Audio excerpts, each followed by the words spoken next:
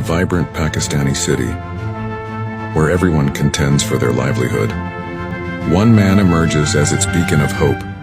Imran Khan, a leader determined to free his people from the grip of the corrupt mafia. A web of corrupt mafia and shadowy forces is relentlessly orchestrating a campaign to tarnish Imran Khan's reputation.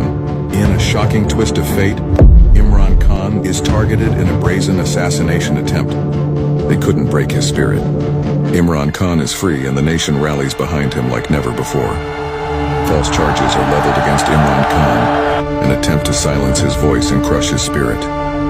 In response to the apprehension of Imran Khan, protests erupted throughout the entire cities of Pakistan.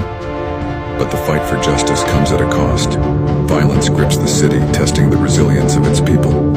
Imprisoned but not defeated, he awaits the moment to reclaim his mission.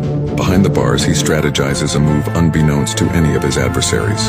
From wielding a cricket bat to brandishing a sword in the face of the mafia, the transformation unfolds. People desperately waiting Imran Khan to call them loud, "Merry Pakistanio."